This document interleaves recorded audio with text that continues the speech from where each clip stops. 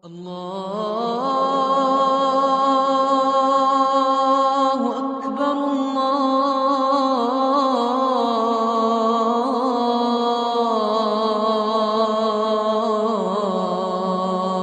الله أكبر نحمده ونصلي على رسوله الكريم أما بعد. Aujourd'hui, nous allons vous raconter une histoire qui s'est passée à l'époque du prophète sallallahu alayhi wa sallam. Ce récit est rapporté dans le livre de Tirmizi, rapporté par 10 compagnons du prophète sallallahu alayhi wa sallam et que l'imam Tirmizi a qualifié d'authentique, de sahih. À l'époque du prophète sallallahu alayhi wa sallam, la Masjid Nabawi de Médine était construite de troncs de palmiers. Lorsque le prophète sallallahu alayhi wa sallam faisait ses sermons, ses discours, il avait l'habitude de s'appuyer, de prendre appui à un de ces troncs. Et un beau jour, un sahabi qui était menuisier avait proposé au prophète sallallahu alayhi wa sallam la fabrication d'un mimbar, d'une chaire sur lequel le prophète sallallahu alayhi wa sallam pourrait s'asseoir et prodiguer ses conseils sublimes à ses sahaba et à ses compagnons. Le prophète sallallahu alayhi wa sallam a accepté l'offre quelques jours après, lorsque le mimbar a été fabriqué. Alors, le prophète sallallahu alayhi wa sallam s'est mis assis sur le mimbar, sur la chaire. Mais au moment où il s'est mis assis, eh bien, une chose étrange s'est produite dans la Masjid Nabawi. Les sahaba étaient témoins oculaires. Le prophète sallallahu alayhi wa sallam, assis sur le mimbar, est en train d'entendre de ses propres oreilles le tronc de palmier sur lequel il avait l'habitude de s'appuyer est en train de pleurer amèrement. Tellement il a pleuré que les sahaba radiyallahu majma'in ont affirmé que ce tronc de palmier s'est fendu, s'est fissuré. Et les sahaba radiyallahu majma'in étaient tellement affectés par les pleurs de ce tronc de palmier que eux aussi se sont mis à pleurer. Donc il y avait des pleurs d'un bois inerte et des humains qui résonnaient dans la Masjid Nabawi. Ce jour-là, on pouvait comprendre dans quelle atmosphère tout cela se passait. Et le prophète sallallahu alayhi wa sallam était obligé de descendre du mimbar, d'aller près de ce tronc et de l'appeler, de le serrer dans ses bras pour le calmer, pour le consoler, pour le réconforter. D'après une version, il est même dit que le prophète sallallahu alayhi wa sallam lui a dit: si tu veux, eh bien je vais demander à Allah tabaraka wa ta'ala que tu sois planté quelque part et que tu t'enracines et que tu atteins ta croissance et que tu donnes de nouvelles feuilles, des nouveaux fruits pour que les gens puissent te manger.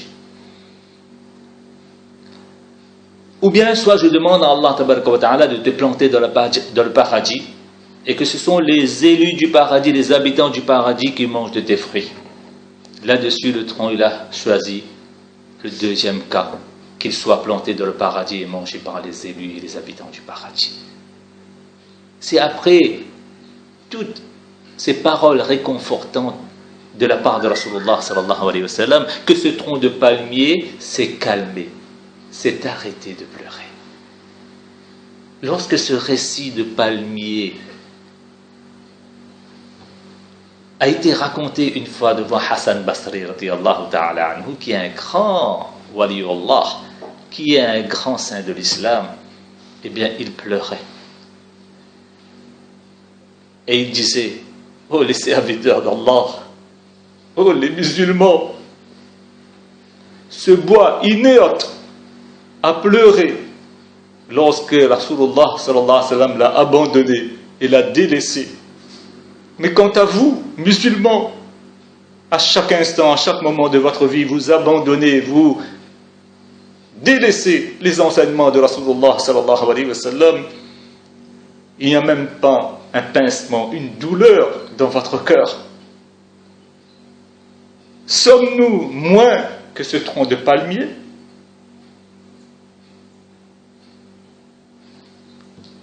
Et là, j'aimerais dire à des frères qui ont été contaminés par ce virus, ces frères qui affirment que les enseignements du prophète sallam, la sunna du prophète sallam, c'est quelque chose qui remonte de 1400 ans, de 14 siècles, de 15 siècles. C'est des choses anciennes, ce sont des choses de l'Antiquité qui n'ont plus de valeur. Qu'Allah tabaraka wa ta'ala nous protège de dire ce genre de paroles à propos des enseignements du prophète sallallahu alayhi wa sallam à notre époque actuelle.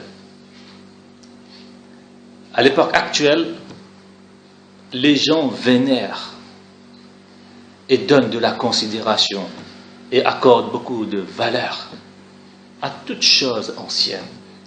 Lors des fouilles archéologiques, lorsqu'on découvre les anciennes vaisselles, les morceaux des anciennes vaisselles des pharaons, des gens du Moyen-Âge, eh bien on expose ces morceaux de vaisselle-là dans des musées, et ces musées-là sont visités par des milliers et des millions même de personnes. Le vin, qui est considéré par Rasulullah sallallahu alayhi wa sallam comme Ummul Khaba'ith, comme la mère de tous les vices, et dont les dégâts sont connus et reconnus dans le monde. Lorsque un vin est vieux, il a beaucoup de valeur. Il devient plus coûteux. Mais malheureusement, la seule chose ancienne aujourd'hui sur terre qui n'a plus de valeur aux yeux des musulmans, c'est la sunna de Rasulullah sallallahu alayhi wa sallam. Qu'Allah tabaraka wa ta'ala nous fasse comprendre. Qu'Allah tabaraka wa ta'ala nous donne la chance de porter chaque enseignement du prophète sallallahu alayhi wa sallam dans notre cœur, de le vénérer et de comprendre sa valeur et surtout ses mérites et ses vertus.